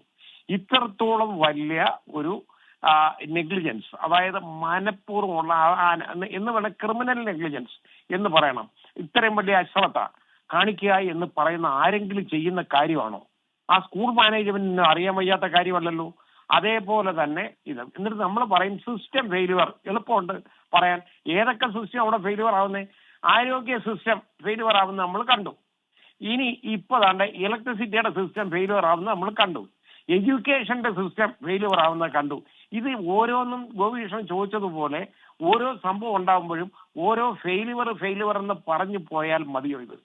ഇതൊക്കെ എന്നൊക്കെ പറഞ്ഞ് ഇത് ആ കുഞ്ഞ് മരിച്ചു പോയത് അത് കഷ്ടമാണ്. അത് കാണുമ്പോൾ നമുക്ക് അത്ര ഭയമാണ് ഇത് കാണുന്നത്. ഇതുപോലെ ഒരു ലൈൻ ഇങ്ങനെ കടന്നു പോവുക. അവര് നേരത്തെ ആ ബ്ലോക്ക് പഞ്ചായത്തിലെ അതിന്റെ ആള് പറഞ്ഞതുപോലെ തന്നെ യഥാർത്ഥത്തില് ഇത് ഒരു അണ്ടർഗ്രൗണ്ട് കേബിൾ ആക്കിയിരുന്നെങ്കിൽ ഈ പ്രശ്നം വരുമോ? ഇല്ലല്ലോ. ഇതേപോലെ ലൈൻ ഈ കെട്ടിടത്തിന്റെ മുകളിൽ കൂടെ പോവാണ്. ഈ ലൈൻ ഒന്ന് പൊട്ടി വീണാൽ പോലും നമുക്ക് എന്തുമാത്രം ഇത് താഴ്ന്നു പോയി. ഒരുപാട് പഴക്കമുള്ള ലൈനാണ്. ഇതിങ്ങനെ ഹാങ് ആയിപ്പോയി. അതായത് അത് താഴ്ന്നു പോയി. അത് സാഗ് ചെയ്തു ആ ലൈൻ. ഈ സാഗ് ചെയ്യുന്ന ഇതുപോലുള്ള ലൈനൊക്കെ മാറ്റേണ്ടത് ആരുടെ ഉത്തരവാദിത്തമാണ്? KCBയുടെ അല്ലേ? അവര് ഇഷ്ടം പോലെ പൈസ വാങ്ങുന്നല്ലേ. ഇപ്പൊ KCB നമ്മുടെ ഇന്ന് വാങ്ങുന്ന ചാർജ് എന്നൊക്കെ പറയുന്നത് എത്രയോ വലിയ ഇലക്ട്രിസിറ്റി ചാർജ് ആണ് അവർ ഈടാക്കിയെടുക്കുന്നത്. അത് അവരുടെ ബില്ലൊന്ന് എടുത്ത് നോക്കിയാൽ മതി. ആ ബില്ലിനകത്ത് ആർക്കെങ്കിലും എന്തെങ്കിലും ഒന്ന് കോംപ്രിഹെൻഡ് ചെയ്യാൻ പറ്റുമോ? എന്തെങ്കിലും മനസ്സിലാക്കാൻ പറ്റുമോ? ഒരു നീളത്തിലുള്ള ഒരു ബില്ല് വരും. അതിന് ഇത്ര പൈസ, ഇതിന് ഇത്ര പൈസ. മീറ്റർ നമ്മൾ കാശ് കൊടുത്ത് വെക്കുന്ന മീറ്ററിന് നമ്മൾ വാടക കൊടുക്കണം. ആ രീതിയിലുള്ള ഉട്ടോപ്യൻ ഐഡിയ സാധനങ്ങളാണ് ഇത് മുഴുവൻ എഴുതി വെച്ച് ബില്ല് ഈടാക്കുന്നത്. കമാൽ പാഷ സാർ, ഇതേ KCB ആണ് വളരെ ഉഷാറോടുകൂടി മറ്റേ പുതുപ്പാടിയിലെ യുവ കർഷകനായിരുന്ന അനീഷിന്റെ തോട്ടത്തിലെ വാഴകൾ മുഴുവൻ വെട്ടി നശിപ്പിച്ചത്. 4 ലക്ഷം രൂപ നഷ്ടമുണ്ടാക്കിയ സംഭവം സാറിന് ഓർമ്മയില്ലേ? എനിക്കറിയാം. ഇന്ന് തന്നെ നമ്മുടെ നോർത്തേൺ കേരളയിൽ ഒരു പാവപ്പെട്ട മനുഷ്യൻ, ഒരു ചെറുപ്പക്കാരൻ, അയാളുടെ കൃഷിയിടത്തില് ഈ ലൈൻ പൊട്ടി വീണു. ആ പൊട്ടി വീണത് അറിയാതെ അതിൽ നിന്ന് ഷോക്കേറ്റ് മരണപ്പെട്ടിട്ടുണ്ട് ഇപ്പോ. അപ്പൊ ഇതെല്ലാം എന്നൊക്കെ പറഞ്ഞാൽ ഇവരെ ഒന്നും അറിയിച്ച ഇവർക്ക് ശമ്പളം വാങ്ങിക്കുക എന്നല്ലാതെ ഈ ഡിപ്പാർട്ട്മെന്റിൽ അവർക്ക് നേരെ ചൊവ്വേ ജോലി ചെയ്യണമെന്ന് യാതൊരു ആത്മാർത്ഥതയില്ല. കാരണം അവർക്ക് നല്ല സാലറി കിട്ടുന്നതാണ്. ആ സാലറിക്ക് വേണ്ടി എക്സ്ക്യൂസ് ചെയ്ത് പണം എടുക്കും. നേരത്തെ ഇത് പറഞ്ഞ മാതിരി ഒരു വാഴത്തോട്ടം മുഴുവൻ വെട്ടി നശിപ്പിച്ച് കേട്ടോ. അത് നമ്മൾ 4 ലക്ഷം അത്രയും നഷ്ടം ഉണ്ടാക്കിയതാണ് ഒരു കർഷകന്. അതൊക്കെ അവർക്ക് ചെയ്യാം. അവർക്ക് ഒരു പ്രശ്നമില്ല. ഇത് ഇപ്പൊ നമുക്ക് നേരെയുള്ള കാര്യമായി ഇവർ ചെയ്യുന്നതെങ്കിൽ ഒരു പ്രശ്നമില്ലായിരുന്നു. ഇതേപോലെ ഈ ലൈൻ അഴിച്ചു മാറ്റി ഇത് നോക്കല്ലായിരുന്നു വേണ്ടത്. ആ 13 വയസ്സുകാരന്റെ ദാരുണ മരണം. അവന്റെ അമ്മ ഒരു നിവൃത്തിയില്ലാതെ അവര് വിദേശത്ത് ജോലിക്ക് പോയതാണ്. ഇപ്പൊ തുർക്കിയിലെങ്ങാണ്ടാന്ന് പറയുന്നു. അവര് വിവരം അറിയിച്ചെന്ന് പറയുന്നു. ആ സ്ത്രീ അത്രയും വലിയ നിലവിളിയും കരച്ചിലുമായിട്ട് അവിടെ കിടക്കാണ്. അവര് മറ്റന്നാളോ അങ്ങാണ്ട് തിരിച്ച് നാട്ടിലെത്തും. അപ്പോ അവരുടെ ആ കഷ്ടം, ആ അച്ഛന്റെ കണ്ണീര് നമ്മൾ കാണുന്നല്ലേ. അതുപോലെ ഒരു അനുജൻ, അവന് കരയാൻ പോലും അറിയാൻ വയ്യാതെ ഒരു 6ാം ക്ലാസ്സുകാരൻ അവിടെ ഇരിക്കുന്ന നമ്മൾ കാണുന്നില്ലേ. അവന്റെ അമ്മുമ്മ എന്തുമാത്രം സങ്കടപ്പെട്ട സ്ത്രീ. അവര് തൊഴിലുറപ്പ് പദ്ധതിയിൽ ജോലിക്ക് പോയതാണ്. അവരുടെ വീടൊക്കെ കണ്ടില്ലേ ഈ സാഹചര്യമൊക്കെ. ഇതുപോലെ നമുക്ക് എന്തുമാത്രം സങ്കടം വരുന്ന കാര്യം ഉണ്ടായിരിക്കുന്നത്. വൻ അനാസ്ഥയല്ലേ ഇവിടെ ഉണ്ടായിരിക്കുന്നത്. ഇത് നമ്മൾ ഓരോ കാര്യം വരുമ്പോഴും ഇതുപോലെ പറഞ്ഞുകൊണ്ട് കാര്യമില്ല. ഇത് യഥാർത്ഥത്തില് അവിടുത്തെ പേരന്റ് ടീച്ചേഴ്സ് അസോസിയേഷനൊക്കെ ഉണ്ടല്ലോ, ഇത് നേരത്തെ പോയിന്റ് ഔട്ട് ചെയ്യണമായിരുന്നു, ചൂണ്ടിക്കാണിക്കണമായിരുന്നു. അവരാരും ചെയ്തിട്ടില്ലല്ലോ. ഇനി ചൂണ്ടിക്കാണിച്ചാൽ മാനേജ്മെന്റ് ഇതിന് നടപടി എടുക്കണ്ടേ? അവിടുത്തെ ഹെഡ് മാസ്റ്റർ ഇതിന് ഉത്തരവാദിയല്ലേ? എല്ലാം ഉത്തരവാദിയാണ്. അതിനവിടെ വലിയ ഉത്തരവാദിത്വം KCBക്കല്ലേ ഏറ്റവും വലിയ അനാസ്ഥ ഉണ്ടായത്. അപ്പൊ ഇവരൊക്കെ സമാധാനം പറയേണ്ട കാര്യങ്ങളാണ് ഇതൊക്കെ. ഒരു കാലസ്ലി, അതായത് ക്രിമിനലി നെഗ്ലിജന്റ് എന്ന് നമ്മൾ പറയാവുന്ന അവസ്ഥ, ആ രീതിയിലേക്ക് പോയ ഒരു സംഭവമാണ്. നടപടി വേണം, നടപടി ഉണ്ടാകട്ടെ. കമാൽ പാഷ സാർ, ഏതായാലും പരിശോധനകളും അന്വേഷണങ്ങളും ഒക്കെ ചട്ടംപടി നടക്കുന്നുണ്ട്. അതിൽ എന്ത് തീരുമാനം ഉണ്ടാകുമെന്ന് നമുക്ക് കാത്തിരിക്കാം. ശ്രീ തുണ്ടിൽ നൌഷാദ്, ഒരു ജനകീയ സമിതിയാണല്ലോ ഈ തേവലക്കര ഗവൺമെന്റ് ഈ ബോയ്സ് സ്കൂളിന്റെ ഒരു ഭരണസമിതി എന്ന് പറയുന്നത്. അവര് ഈ പ്രശ്നങ്ങളൊക്കെ ചൂണ്ടിക്കാണിച്ചിരുന്നു. കുട്ടികൾക്ക് അപകടകരമായ രീതിയിലാണ് ഇങ്ങനെ ഒരു ലൈൻ കടന്നു പോകുന്നത്, നടപടി എടുക്കണമെന്നൊക്കെ. പ്രധാന അധ്യാപിക ഒന്നും ഈ കാര്യത്തിൽ ഒരു തീരുമാനമെടുത്തില്ല എന്നതാണ് നമുക്ക് ഒരു വിമർശനമായിട്ട് പറയാനുള്ളത്. ജനകീയ സമിതി എന്ന് പറയുന്നത് കേവലം സാങ്കേതികമായി പറയുന്ന വാക്കാണ്. അതൊരു CPMന്റെ നേതൃത്വത്തിലുള്ള മൈനാഗപ്പള്ളി കിഴക്ക് ലോക്കൽ കമ്മിറ്റി സെക്രട്ടറി മാനേജറായിട്ടുള്ള ഒരു കമ്മിറ്റിയാണ് അവിടെ പ്രവർത്തിക്കുന്നത്. അല്ലാതെ ഈ പറയപ്പെട്ട രീതിയിൽ രക്ഷകർത്താക്കളെ എല്ലാവരെയും വിളിച്ചു ചേർത്തുകൊണ്ട് കാര്യങ്ങൾ ചെയ്യുന്നതല്ല. മെമ്പർഷിപ്പ് ചേർത്തുകൊണ്ട് അവർ അധികാരം പിടിച്ചടക്കി മുന്നോട്ട് പോകുന്നൊരു സാഹചര്യം. അവിടെ ഇന്ന് വന്നിട്ടുള്ള നമ്മുടെ ചാനൽ റിപ്പോർട്ടർമാർക്ക് മനസ്സിലാവും, അതൊരു പ്രത്യേക ലോകമാണ്. അവിടെ പഠിപ്പിക്കുന്നത് ഒരു പ്രത്യേക വിഭാഗത്തിൽപ്പെട്ട രാഷ്ട്രീയ പ്രസ്ഥാനത്തിൻ്റെ വക്താക്കൾ മാത്രമാണ് പ്രവർത്തിക്കുന്നത്. അപ്പോൾ അതിനകത്ത് എന്ത് നടക്കുന്നു എന്ന് പോലും ഇപ്പോൾ ഇവിടെ പറഞ്ഞു, ഇവിടെ സുരക്ഷാ സമിതി രൂപീകരിച്ചു എന്ന്. സത്യത്തിൽ ആ വാർഡിലെ പഞ്ചായത്ത് മെമ്പർ കോൺഗ്രസിൻ്റെ പഞ്ചായത്ത് മെമ്പറാണ്. അവിടുത്തെ ഉച്ചഭക്ഷണ സമിതിയിലടക്കം അവർ നിർബന്ധമായും പങ്കെടുക്കേണ്ടതാണ്. എന്നാൽ ഇതുവരെയ്ക്കും അങ്ങനെ ഒരു കമ്മിറ്റിയിൽ അവിടെ പങ്കെടുപ്പിച്ചിട്ടില്ല, അങ്ങനെ കമ്മിറ്റിയിൽ വിളിച്ചിട്ടില്ല. അവിടുത്തെ പ്രോഗ്രാമുമായി ബന്ധപ്പെട്ട് പഞ്ചായത്തിലെ ഒരാളെയും അവിടെ വിളിക്കാറില്ല. ഇത്തരത്തിലുള്ള ഏകപക്ഷീയമായ രാഷ്ട്രീയ നിലപാടുകളുമായി മുന്നോട്ട് പോകുന്ന ഒരു സാഹചര്യമാണ് അവിടെ ഉള്ളത്.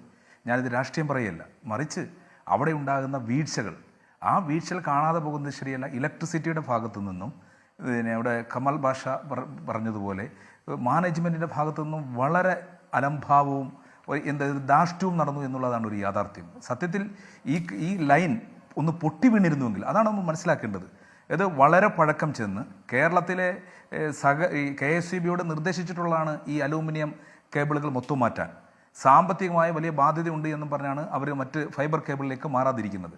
ഇത് ഏത് നിമിഷവും 40 വർഷത്തിന് മുമ്പ് സ്ഥാപിച്ചിരുന്ന ആ ലൈൻ ഏത് നിമിഷവും പൊട്ടി വീഴുന്ന തരത്തിൽ അത്ര ദുർബലമായിരിക്കുന്നതാണ്. മറ്റു കുട്ടികളുടെ ഭാഗ്യം കൊണ്ടാണ് അത് പൊട്ടി ആ അലൂമിനിയം ഷീറ്റിൻ്റെ പുറത്ത് വീണിരുന്നെങ്കിൽ ഇതിൽ വലിയ ഒരു ദാരുണ സംഭവം അവിടെ നടക്കുമായിരുന്നു. തീർച്ചയായും ഇത് വളരെ വ്യക്തമായി, ഇത് ഒരു അന്വേഷണത്തിൻ്റെ പേരിൽ ആരെയും രക്ഷിക്കാനാകരുത് അന്വേഷണം, മറിച്ച് അവിടെ ഇതിൻ്റെ കുറ്റക്കാരെ കണ്ടെത്തി മാതൃകാപരമായി ശിക്ഷിക്കുന്ന ഒരു നടപടിയിലേക്ക് പോകേണ്ടതായിട്ടുണ്ട്. ശ്രീ സനൽകുമാർ, ഈ സംഭവത്തിൻ്റെ പശ്ചാത്തലത്തിലെങ്കിലും KSEBക്ക് ഇനി എല്ലാ സ്കൂളുകളിലും പരിശോധന, ഇങ്ങനെ അനധികൃതമായ ലൈനുകൾ ഉണ്ടോ, സ്കൂൾ പരിസരത്ത് കൂടെ ഇലക്ട്രിക് ലൈനുകൾ പോകുന്നുണ്ടോ, അല്ലെങ്കിൽ അപകടകരമായ സ്ഥിതി ഉണ്ടോ എന്നൊക്കെ നിങ്ങൾക്ക് ഇനിയെങ്കിലും ഒരു പരിശോധന നടത്താവുന്നതല്ലേ? ഇപ്പോൾ വൈദ്യുതി മന്ത്രി ഇന്ന് ആ നിലയ്ക്ക് അദ്ദേഹം ചില ഇടപെടൽ നടത്തി എന്നാണ് അറിയുന്നത്. അതിനു മുമ്പ് എനിക്കൊരു കാര്യം, ജസ്റ്റിസ് കമാൽ പാഷ സാർ പറഞ്ഞതിന് ഒരു വിയോജിപ്പുണ്ട്. KSEBയിലെ ജീവനക്കാരെ അദ്ദേഹം മൊത്തം അടച്ചാക്ഷേപിക്കുകയുണ്ടായി. എൻ്റെ അഭിപ്രായത്തിൽ, അല്ലെങ്കിൽ ഈ മേഖലയുമായി ബന്ധപ്പെട്ട് നിൽക്കുന്ന ഒരു വ്യക്തി എന്ന നിലയിൽ, അല്ലെങ്കിൽ ഒരു സംഘടനയെ പ്രതികരിക്കുന്ന ഒരു വ്യക്തി എന്ന നിലയിൽ, ഇത്രയേറെ ടെൻഷൻ അനുഭവിക്കുന്ന, മാനസിക സമ്മർദ്ദം അനുഭവിക്കുന്ന ഒരു തൊഴിൽ മേഖല വേറെ ഇല്ല. അദ്ദേഹം പണിയെടുക്കുന്നത് ഏറ്റവും അപകടകരമായ ഒരു ഉൽപ്പന്നം, അദൃശ്യമായ ഒരു ഉൽപ്പന്നം ജനങ്ങളിലെത്തിക്കുന്ന ഒരു പണിയാണ് അദ്ദേഹം ചെയ്തുകൊണ്ടിരിക്കുന്നത്. ശ്രീ ഗോപികൃഷ്ണനെ അറിയാവുന്നറിയില്ല, ഈ അടുത്ത കാലത്ത് ഈ കേരളത്തിലാകെ, അല്ലെങ്കിൽ പ്രത്യേകിച്ച് തിരുവനന്തപുരത്ത് 3 തവണ കാറ്റടിച്ച് ഏകദേശം വൃക്ഷങ്ങളെല്ലാം ലൈനിലെത്തിയപ്പോഴും നമ്മുടെ തൊഴിലാളികളും ഓഫീസർമാരും രാപ്പകലില്ലാതെ ജനങ്ങൾക്ക് ഒരു കേടുവരാതെ ജനങ്ങൾക്ക് 3 പ്രാവശ്യം, ആദ്യം 1 തവണ കാറ്റടിച്ചു, അപ്പോഴാകെ തകിടം പറഞ്ഞു. അതെല്ലാം ശരിയാക്കി വന്നപ്പോൾ 2ാമത്തെ തവണ കാറ്റടിച്ചു. ഇതെല്ലാം വൃക്ഷം വീണുകൊണ്ട് പോസ്റ്റ് ഒടിയുക. ഞാൻ പ്രതിദാനം ചെയ്യുന്ന എൻ്റെ ഓഫീസിൽ 100ഓളം പോസ്റ്റ്, എൻ്റെ ആകെ ഒരു ഓഫീസിൽ 100ഓളം പോസ്റ്റാണ് ഈ 3 കാറ്റിലും അവർ. ഇത് മുഴുവൻ ശരിയാക്കിയത് പ്രത്യേക ആൾക്കാരെ വിളിച്ചിട്ടൊന്നുമല്ല, ഈ നിലവിലുള്ള തൊഴിലാളികളെയും കോൺട്രാക്ട് തൊഴിലാളി നിലവിലുള്ള ആൾക്കാരെ വെച്ചുകൊണ്ടാണ് രാപ്പകൽ, അതായത് ഒരാഴ്ച വരെ ഏതായാലും താങ്കൾ പറഞ്ഞത് KSEB ഏതെങ്കിലും സംവിധാനത്തെ അടച്ചാക്ഷേപിക്കുകയല്ല ഈ ചർച്ചയുടെയും ഉദ്ദേശം. പക്ഷേ ഒരു കുഞ്ഞു ജീവൻ ഇന്ന് നമ്മുടെ കൺമുന്നിൽ നഷ്ടമായിരിക്കുന്നു. അതിൻ്റെ ഉത്തരവാദികളെ കണ്ടെത്തി ശിക്ഷിക്കുകയും ഈ സിസ്റ്റത്തിന് തകരാറുണ്ടെങ്കിൽ അത് ചികിത്സിക്കുകയും ചെയ്യണം. അങ്ങനെ കേരളത്തിൻ്റെ പൊതുസമൂഹത്തിനോട് സർക്കാരിന് പറയാൻ കഴിയണം, ഞങ്ങളൊരു നടപടി എടുത്തിട്ടുണ്ട്, ഒരു തിരുത്തു വരുത്തിയിട്ടുണ്ടെന്ന്. അതല്ലെങ്കിൽ സമാനമായതോ അല്ലെങ്കിൽ ഇതിലും ദാരുണമായ സംഭവങ്ങളിലോ മറ്റു ചില ന്യായങ്ങൾ കണ്ടെത്തി തടി തപ്പേണ്ടി വരും. അതുണ്ടാകാതിരിക്കട്ടെ, ഇതിലെങ്കിലും ശരിയായ നടപടികൾ ഉണ്ടാകട്ടെ. മിഥുൻ്റെ മരണത്തിൽ വേദനയുണ്ട്, അനുശോചനം അറിയിക്കുക മാത്രമേ നമ്മുടെ മുന്നിൽ ഒരു വഴിയുള്ളൂ. ഈ ദുഃഖത്തെ അതിജീവിക്കാൻ ആ മാതാപിതാക്കൾക്ക് കഴിയട്ടെ. എൻകൗണ്ടർ ഇവിടെ പൂർത്തിയാകുന്നു. ഈ ചർച്ചയിൽ പങ്കെടുത്ത എല്ലാ അതിഥികൾക്കും നന്ദി. മറ്റൊരു വിഷയമായി നാളെ ഇതേ സമയം. Good night.